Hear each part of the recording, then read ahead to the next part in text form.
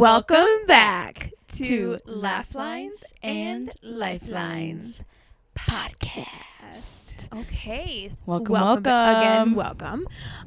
We are back with another episode. We really hope you enjoyed last week's episode, and I really want to thank everyone for their support on my story testimony. Yeah. Now run it back again this week. Yeah. Part 2.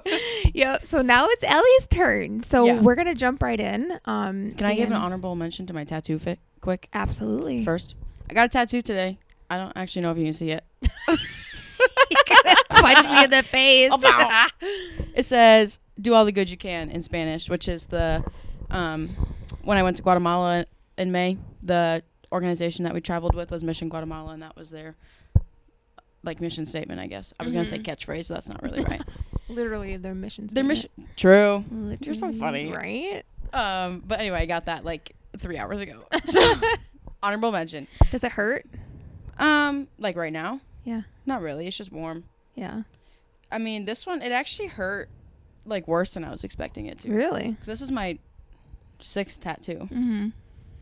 And so I was like, oh, it shouldn't be too bad. And down towards my wrist, it was fine. Yeah. But as I got up towards my elbow pit, there, more sensitive skin. it hurt so bad. Yeah. I was like, ow! Comparable to my ribs. Really? Which is so weird. The one. Okay. Yeah. Really? Yeah. One of my ribs actually tickled. You thought it was funny? There was a couple times You have a where tattoo on your ribs? I do. I thought you just had the one on your foot. No. You knew this. No, I didn't. Yes, you did. No, I didn't. We talked about it a couple weeks ago. I got it with my ex. Yes. Okay. I just forgot. She's with us now. Yes, people. I forgot. Yeah. I forgot. And I don't know if I knew it was there on your body. Right here. Crazy. Yep. Yes, I do remember. Yeah. So I got a tattoo on my ribs and it tickled. I got a tattoo on my ribs and I almost cried because it hurt so bad. That's how the one on my ankle was. My ankle one hurt too. That was tough. The outside of my... Is yours on the outside or the inside? It's right there. Oh, yeah. Mine's on the outside and it hurt pretty bad too. Yeah. But anyway. To burp. Yeah. Okay, burp. Get it out. Excuse me. Had some nice cucumber dill cream cheese. Oh, yum. Boy. Yum. That sounds good. Anyway. Okay. So part 2 today, I'm going to be telling my story. Talking about my testimony, my walk with Christ. Just basically part 2 to what Sarah talked about last week. So I guess we'll jump right in. I'm terrified. I'm not terrified. I'm just it's nerve-wracking. Yeah. Yeah, it very much so is. Because you never know, what people are going to think. Right. And it's you're and I was talking to a buddy of mine today, and I was like, it's just such a, intimate part of your life. It's a personal thing. Your own walk with Christ. Yeah. Not that I don't want to share it and share him and, how he works, but it's that's, deep in my heart now at this point. So. Yes. But can't start without starting. So, growing up, I was baptized into the church. We went to church growing up. I remember always, having that, picture perfect, church family. We got up every Sunday. Yeah. My parents made coffee. My dad drove us to church. We walked into actually the same building that we're in now, which is crazy. The journey that my the journey that my walk with Christ has taken is wild. But we'd come here every Sunday. We religiously every Sunday, and I remember one time. I remember one time when I was little, when school got out, I think I must have been first grade, young. And I remember asking my mom, well, school's out. Does that mean church is done for the summer? And I was so sad. And she was no, it's all the time. And I was like, oh. And that's just, yeah. So I always came to church growing up. And then I want to say around, middle school, we got a new pastor here at this church. And we just decided to look at other churches, just kind of move around, see what else there was. It's hard when you feel like someone's just talking at you. Yeah. And we just didn't really resonate with that. So we went to... You can't connect. Right, exactly. Way, yeah. And so we kind of looked around and ended up at a different church in the area, the church that I went on my mission trip with. That was in middle school. I adored the pastor there. I fell in love with all my friends that went there. Like, we just had such a fun time. And it was, like, middle school, like, such these, like, formative years of your life, Absolutely, yeah. And, yeah, I became best friends with everybody there. Loved them. And then that pastor left, like, 2 years after I got there. So it's like, really? No. And then by that time, our current pastor, Pastor Charlie, had started here, and some of our family friends that had stuck around here were like, hey, we think you'd really like, you know, the new pastor that's here. So then we started coming here again for Sundays. So I'd come here for, like, the sermon on Sundays. Because then at that point, once the pastor from the other church left, the new one, we were like, meh, don't love. Right. So then we were coming here for sermons on Sundays, but I still loved going to youth group with my friends at the other one. Yeah. So I was, like, bouncing back and forth for a little bit, which worked really well. I would come here on Sundays, and then I would go over to the other church on Wednesdays. And then at one point, I was doing, like, both youth groups even. Like, I'd come here for, like, the dinner and, like, the beginning, and then I'd go across town to the other one because it started later. And I think my first, like, memory, like, thing I can remember about, like, standing up for my faith is a lady that used to do children's ministry here. She had, like, found out that I think I've told you the story before. Yeah. Found out, like, it's, like, a bad thing that I was going to a different youth group. Like, I was still coming here for dinner and, like, fellowship and, like, the first part of the night, and then I'd drive over to the other one. And she was like, well, if you're going to leave, just don't come at all. And I was like, okay, see ya. Those are fighting words. Like, if you're in charge of children's ministry, that's one thing you're not going to say. Like, your job You're is in charge of any ministry. Well, you don't yeah, say but, like, that. especially a child, like, don't come here. Like, exactly. Okay, what? Yeah. So that was the first time I can remember, like, standing up for my faith and being like, no, like, this is something worth fighting for. Mm-hmm. So then I was, like, full-time going to Hilltop, the other church. And then in high school, my parents started their process of getting a divorce. Mm-hmm. And also COVID happened. Mm-hmm. Barf. Yeah. These are, like, the worst years of my life. Hate that for me. So COVID happened. We're all locked in the same house. Oh. At this point, my parents don't even, I love you both. My parents don't really like each other at this point. Mm-hmm. So it's like, we're just locked in the house together. And that's freaking torture. yeah. And I remember, like, feeling like I'm such a social person. Mm-hmm. I just was so sad all the time. Like, you couldn't go out, like, you couldn't see Really? anybody. And I was like, oh my gosh. You know what's funny? What? I loved it. Really? Yes. Oh, gross. I loved it.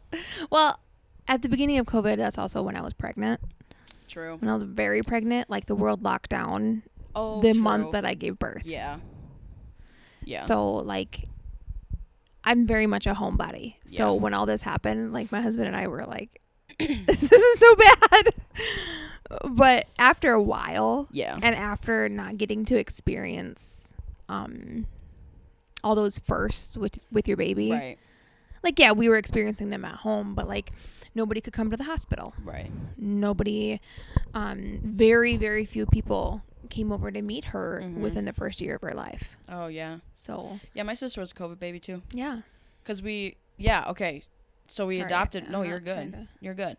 We adopted my sister, or not adopted, but we took her home in February 2020. Yeah. And she had been home for a month, and then the world shut down. Mm-hmm. So we had to also raise this new baby that we just, like, brought into our lives during COVID. So COVID was crazy. It was. And then post-COVID, I think this was also pre-COVID, but then COVID, like, put a damper in it. Post-COVID, everybody in my family stopped going to church. Mm-hmm. And I was like, I feel like I have nothing. And at that point, like, again, my parents were not. So back up. Yeah. When you were going to, like, the youth groups and all that stuff, were your parents and your family still going to church with you? No. Oh. Yeah. Hmm. Yeah. No, since, like, a while. Like, well, middle school, yeah. Yeah. But, like, starting high school, I was the only one. Like, I remember just, like, getting myself up on Sundays, being like, okay, I'm going to church. I'll be back in an hour. Yeah. Like, that was just what it was. And I don't really know what besides like my parents starting their divorce, like Yeah. what changed from when we were younger. Right. But yeah. I get it. Like, I get, Yeah. you know, coming from not only divorced parents, but like my divorce, like yeah. a lot of things go by the wayside when you're going through something like that. Right. And then so I'm guessing that's what right. And then happened. and like yeah, not to blame them at all, but no. and I can't imagine like, you know, we have a bunch of, you know, family friends that go to this church. It's like, well, if they know something's going on, like I don't want to go out. Yeah. And like, you know, there's probably a shame aspect there too. Absolutely. Like, or embarrassment, you know. So again, all this, none of this am I holding against anybody. This is my journey. This is what it was at the time. Yeah. And yeah. Yeah. Yeah. And so where am I now? So COVID, yep. I was just desperate for connection. Like for those of you who know me, like in real life, I don't ever stop yapping. I need to talk to people. I love to hang out. And I just missed that connection. And the only thing that I was like, well, it's always going to be there was God. Mm-hmm. And so when I kid you not, I gutted my entire closet. Like pushed all my clothes to one side, folded them differently so that I had room in my closet, and put blankets down, put Christmas lights in there. And that was like where I hung out in COVID because I had my Bible in there. Oh, yeah. Yeah. That's cool. Like your prayer room. Basically. Mm-hmm. And that was the first time I had like really taken my religion to my own hands. Yeah. And like, okay, I'm going to do it myself then. Mm-hmm. I'm trying to run through the timeline. We need to run back to my freshman year of high school because that was my junior year of high school. Oh, okay. My freshman year of high school because my freshman year of high school is when I started going to church like by myself because nobody else in my family would go. My freshman year of high school, my aunt passed away. She committed suicide. Oh, jeez. Yeah. And I remember growing up, she battled addiction. She battled drug addiction, alcohol addiction. Yeah. Everything she had. So whose sister was this? My mom's stepsister. Mom's stepsister. Okay. Yeah. Which they were only a year, like not even a year apart. Wow. So like their parents married each other. Mm-hmm. Or no. Yeah. My mom's dad married Becca's mom, my grandma. But they were like months apart. So they always, you know, talked about having babies together and being grandmas together, and they graduated together, and it was this whole thing. And then, my aunt has 2 kids, one that's a couple years older than I am, and one that's more than a couple years younger than I am. Mm-hmm. So I'm kind of right in the middle of the 2 of them. But I remember before my aunt died, like, you know, she was distant from the family. She was always, you know, I mean, again, probably embarrassed. Like, you're going through addiction. You're going, like, you can't blame her. But I remember my mom always being like, come to church with us. Or come to this, like, come to Christmas. Like, we'll be here. And, you know, let's go have coffee and talk about Jesus. Like, my mom was just that person for her that just tried and tried and tried to get Jesus across. And I think if she would have known Jesus, her life would have turned out a lot differently. Absolutely. But I remember when that happened, that was also, like, again, starting when I was going to church by myself. And, like, that was the one thing I was making the decisions for myself. And, you know, I was like, I don't want to end up like her. Yeah. Not that, you know, I love my aunt with my entire heart, but I would never want my life to come to that, to feel like that's the only option, you know? Right. The only way out. Right. Yeah. And so that's another part that, like, really dialed me in. That was like, okay, well, if she didn't have the Lord and this is what happened, like, I really need to, you know, get to work on this. Mm-hmm. So honorable mention from freshman year of high school. Back to junior year, COVID. After that, I graduated, senior year comes around. My parents are, like, officially, like, separated. Officially separated. Yeah. So the divorce isn't final, but they're, like, legally separated. Yeah. And then my grandpa got sick. My grandpa was my best friend. And he got really sick. Mm-hmm. This is hard. It is. It's okay, though. And he was such a man of God. And I always looked up to him. And then he died the morning of my senior prom. And then my parents got divorced a month later. And I had a boyfriend at the time. I was an awful person. I don't mean to laugh. No, it's funny. It's not, but it is funny. But it is. And so literally I graduated high school, which is supposed to be like this huge, like exciting moment, and it felt like everything was just like ripped away from me. Yeah. And so at that point, I'm like, okay, I don't have my parents' marriage. Yeah. I don't have my grandpa. I, at that point, broken up with my ex-boyfriend, thankfully. Thank God. Praise Jesus. Praise God. And so I literally was back to square one, to the point of, like, I have nothing. Yeah. I have nothing left.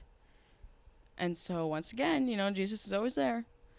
And I just, felt him like, it's okay to come back. Because he's never gone. I was listening to the song Crazy Love on the way here. Mm-hmm. And it says, he'll never stop knocking, just let him in. And I was like, ugh. Okay. Yeah. But truly, like, once again, everything had been taken away from me. And I was like, well, what now? What now? And I think a big part of why I had to, like, per se come back is that boyfriend that I had was not a Christian. He was not a man of God. And so I was like, oh, I just kind of let it fall to the wayside. Mm-hmm. Like, this boy and whatever, yeah. We're gonna get married and whatever. Yeah. Stupid. Yeah. Looking at all my notes here. Yeah. Yeah. So I had to just make my way back. So I started coming again, back to church my freshman year of high school or college. Whoa. Freshman year of college is when I started coming back again and kind of, like reestablishing my connection and my faith here in this building. Mm-hmm. I had also, at this point, had taken a break from singing on the worship team here when we had our previous worship leader, who now is on the team, just not the leading everything. I sang a couple times with her on and off, and then once everything happened with my parents, I was like, yeah, deuces. Yeah. But I was just missing that, like, community and that release, like, not release, outlet.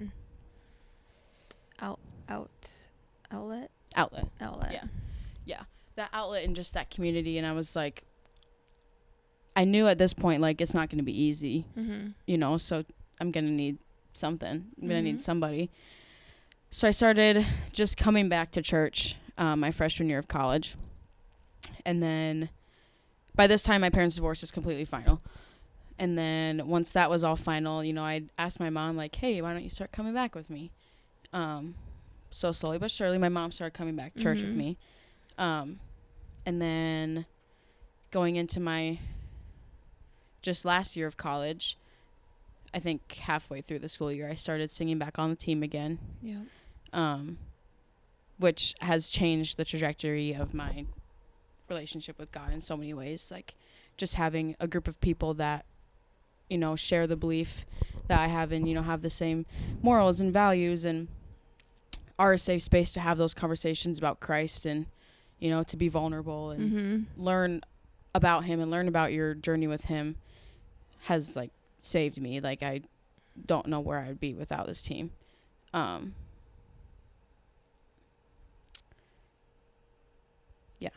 Saved me big. So now my mom comes back to church with me. I start leading on the team. Things are looking up. My dad starts coming back to church with me, which is great. And then my siblings come, and, like, now we're to the point where, my sister will hear a song on the radio and she throws her hands up and this is the Hallelujah one. And, my brother is actually, like, asking me questions about his faith and, like, what does this mean, or what's this part of the Bible, or, and it's just become this thing that I truly prioritize and truly, like, I've felt like, I mean, obviously everybody's bottoms are different, but for the life I've lived so far, like, I hit my bottom per se once everything fell away. Obviously there's going to be more bottoms in my lifetime, but for what I've lived so far, like, I've felt that this is all I have left, kind of thing. And so, learning about that for myself and having that knowledge, just my mom the other day asked me, she's like, so when Pastor Charlie says this, like, what does he actually mean? Yeah. And I told her, and she's like, oh. And so just, like, being able to tangibly see, like, the effect even on my family that, like me making my faith a priority is incredible. Mm-hmm. You've seen the fruits of that. That dedication. And yeah. And just seeing my family, like, obviously my parents aren't married anymore, but I am blessed to have parents that still like each other. Yeah. And, like, we'll go to the same church and we'll sit in the same row to sit with their kids together. And, we'll pray, and that we'll pray together, and that we'll just take risks with their faith. And that has been so healing for me too, because at one point I thought I was going to be the only one going to church forever for the rest of my life. Of course, yeah. And I was like, that's really scary as a 17-year-old. Yeah. Like, okay, I'm taking this on by myself, I guess. It's a big commitment. Yeah. But just seeing the Lord work through, my story and my family and my friendships, like, even now, I remember growing up, like, at those times where I was, going to two different churches and going to church by myself. I remember only having, like, one or two of my close friends that were also, like, churchgoers, you know. My other friends would be like, oh, I go with my parents, but, I go with my parents. Don't get anything out of it. Yeah. And just now, like, I have such a tight group of friends, and even some of my friends that used to be those, I just go with my parents. Like, I'm thinking of one in particular. Shout out Megan. I don't actually know if she listens to this, but if you do, shout out you. She is just such a woman of God now, and we have these awesome conversations, and she always says, like, you were always my inspiration, and, like, what? Like, you always just followed the Lord, and, like, I always just looked up to you for that, and now we can have these conversations together. Like, truly, the Lord has fixed all those relationships. Yeah. Like, made them long lasting. And I know this because I have other friends from growing up and other friends from my high school and other friends from college that I'm not friends with anymore. And there's one common factor between all those is that they're not believers. Yeah. And so the Lord has just really shown me that the seeds you plant and the fruit that you sow is, like, based in Him. Mm-hmm. And what you plant will grow. Mm-hmm. And if He's not there, it's not going to grow. Mm-hmm. And He always puts those people in your life to, whether it's a season or for life, that shape you in ways. That's why it's so important to surround yourself with godly people. Yeah. Because if you don't, then you become what you don't want to be. Are around. Yeah, exactly. Yeah, and I even saw taste of that, like, coming into college. I was brand new to college. Like, I didn't know, I had friends that weren't believers. I had friends that were. I'm like, where do I fall, But I think the answer's clear now. Yeah. Where I fall and what's good for me. Yeah. And truly, I can't picture even where I would be without the Lord at this point in my life. Like, Scary thought. Yeah. Like, not to say that anybody else is, or, like, my journey is harder than anybody else's, but it's hard to see your parents get divorced. It's hard to be in a family with addiction. It's hard to lose your grandpa, who was your best friend, on the morning of your senior prom.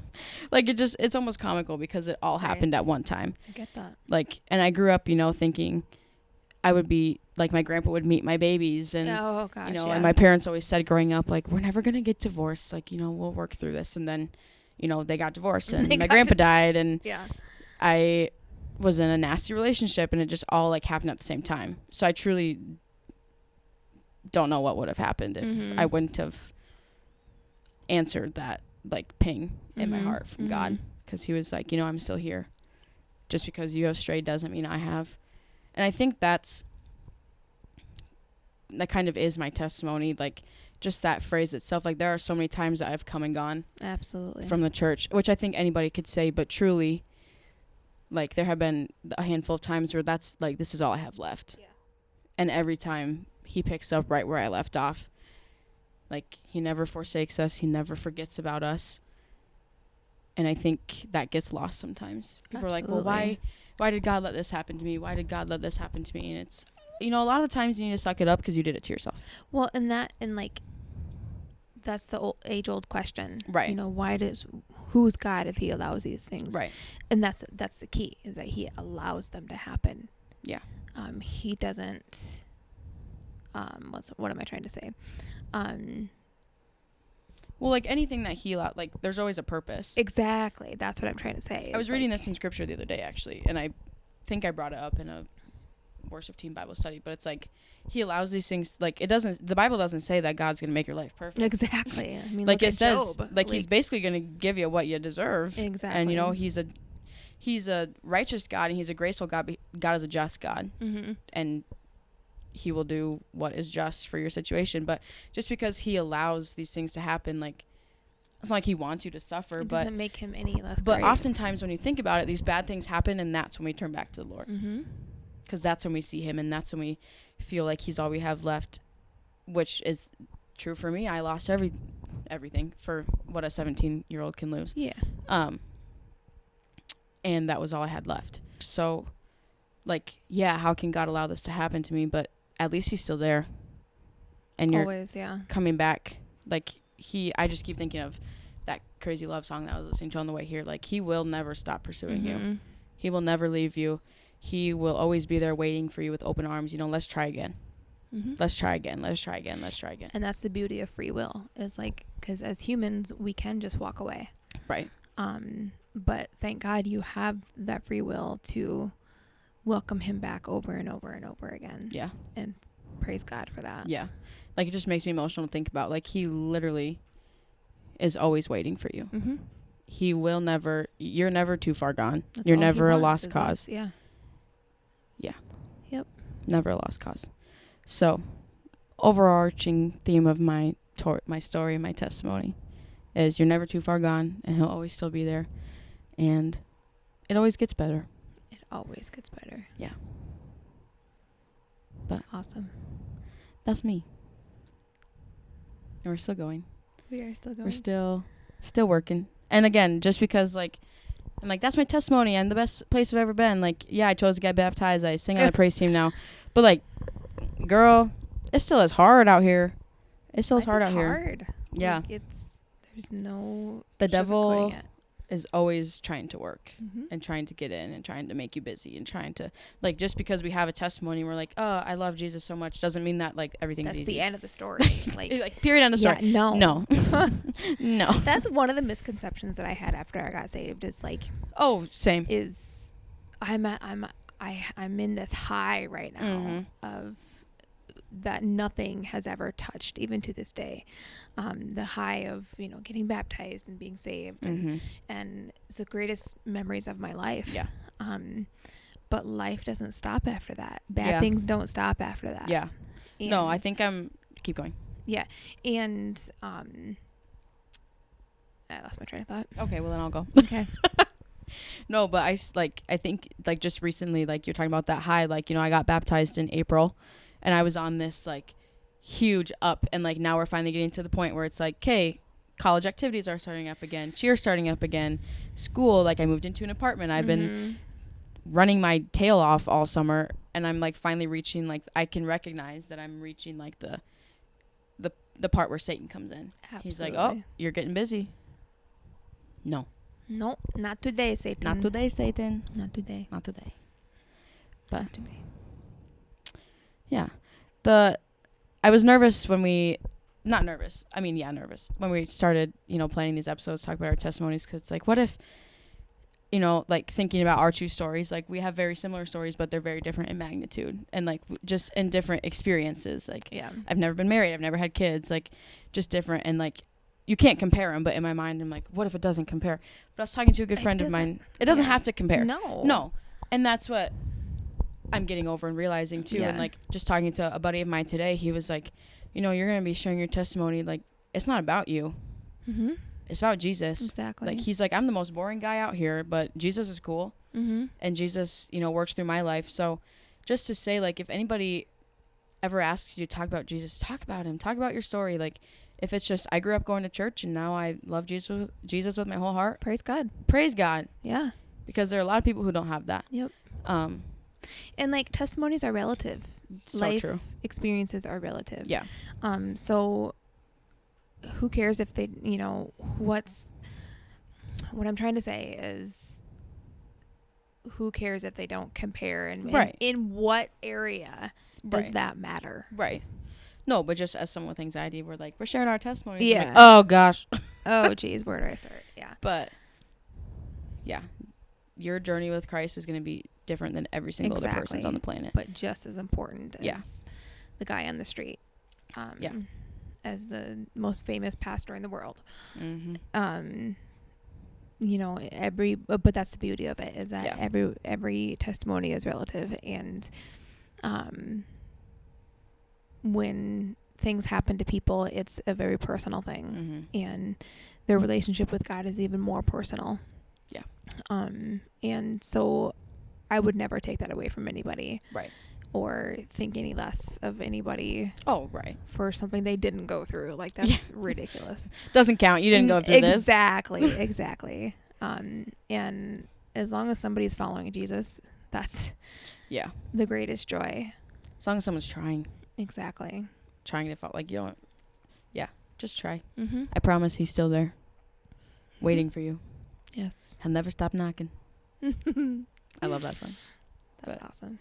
All right. Thanks for following along Yes. Thank you guys. and listening to us. Just, listen to me cry and talk about my Jesus. Yeah. Yeah. Yeah. All right. Well, we will see you next week. Like and comment, subscribe. I think we have 27 people now Subscribed on YouTube. I just Okay. Great. So we're getting there. Slowly but surely. We're getting the word around. So please share it if you can. Like it if you can. Comment if you can. We'd True. love to hear your story. Keep up with us on Facebook, TikTok, and Instagram as well. Yep. So, all right. We'll see you next time. And thank Yes. you. Thank you. Bye.